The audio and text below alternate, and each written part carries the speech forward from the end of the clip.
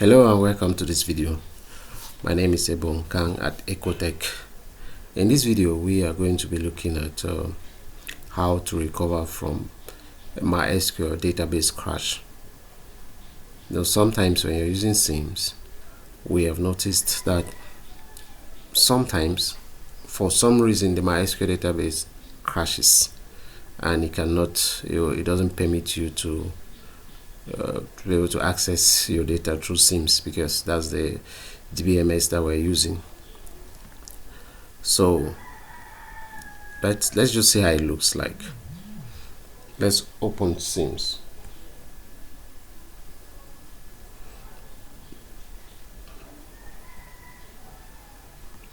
So we're expecting to see a ready here on the status bar, and also the bar itself, the color is not supposed to be pink, it's supposed to be some light blue. I think this color. But now look at what we're saying there: unable to connect to any of the specified MySQL hosts. The moment you see this, most often, if it's on the server, because this is the server right now, if this happens on the server, there are two things. Either there are a few things. Either the MySQL has crashed, the MySQL database has crashed, or you are yet to connect the application SIEMs to the database, or that could be a network issue, or you have not yet connected it. But once you have MySQL running, you actually see a different message here. Currently this shows that there's no connection between the application and the database, so which in most of the cases it is that the MySQL is not running or it has crashed. Okay, let's see. But if you have this on a client computer, it's likely that you have not it's either this that's happening, or you have not been able to connect the client computer to the database server. So but let's check what this is actually, what the cause of this is.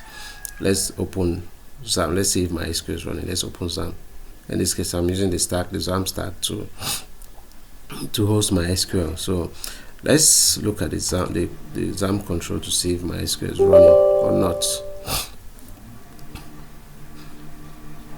Okay, you see it started and then showed MySQL shut down unexpectedly. This is due to block port, missing dependencies, improper privilege, a crash, or a shutdown by another method. So if you look at the log file, you may see the reasons there, but we don't want to go down that route now, because we just want to show you how to fix that, a quick fix. But this part here is what has happened. We believe well, at least let's see.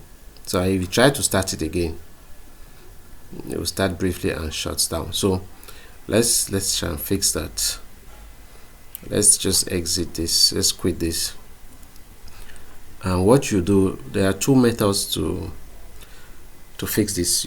There's a manual method that I'm going to show you, and there's another method which you allow the application to attempt to fix it on its own. So I'm going to post that in a different video. So but now that will allow you to click here, to double click here, and it will attempt to fix it. So let's go with the manual method for now.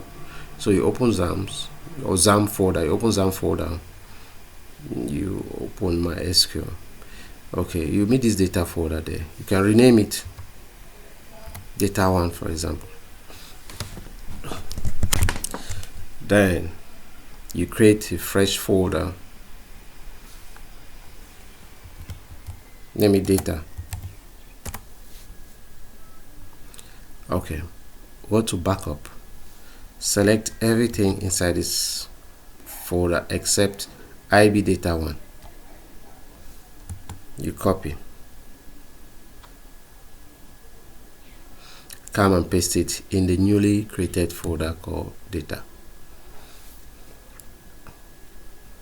Next, you go to the old data folder which we renamed to data 1. Copy your database folders inside.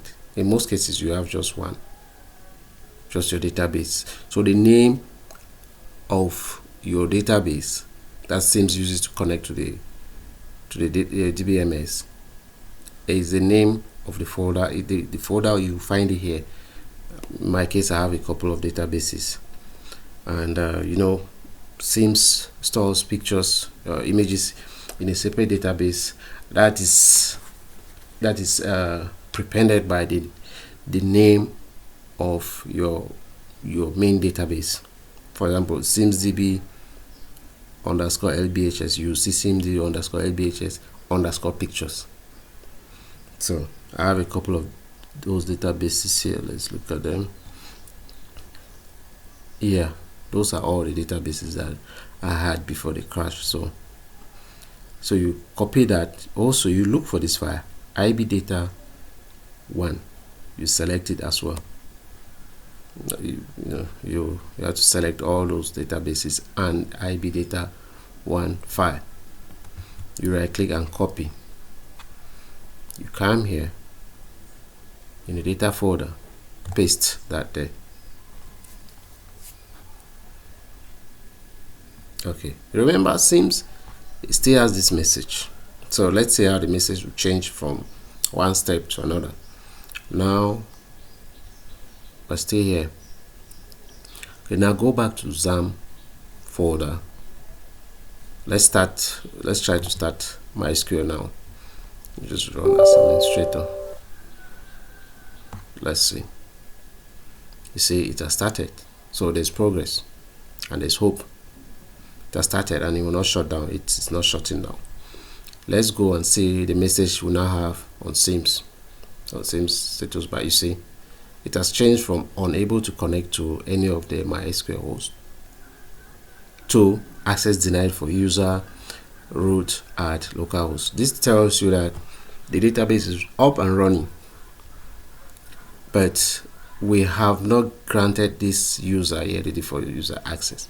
Well, let's just create some logins so that this user can have access. So that this would have to change from this message to ready.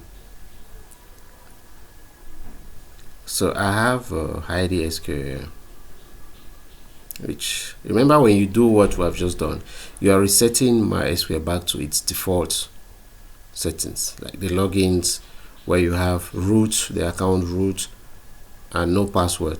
That's why we can access the MySQL at this point without any password. You can also set Sims to access MySQL without password, but that's not what you want to do. So let's do this. I'm going to be quick here just to assign the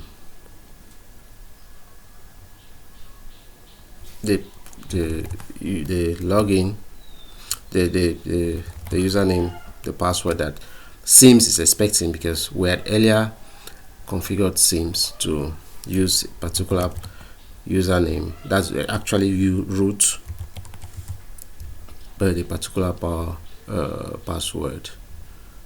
These are just my own preferred configurations. Yours must not be the same. So I've now assigned a password to the root account, the default MySQL root account, because it has no password when you just install MySQL. So it came without a password, and after doing what I did, I brought it back to the default, so it didn't have a password. That's why Sims complained. But we go to Sims now. Since I've assigned the password that Sims is expecting, you can already see the auto backup is running because it has been able to connect to the database management system. So when you go now to Sims, it has changed from access denied to ready, and it gives you the rest of the information. So that's how you can now log in. Let's see, let me log in here. So fine, my database back. So that's how you restore you crashed MySQL when you're using Sims or any other application actually that needs to access the data.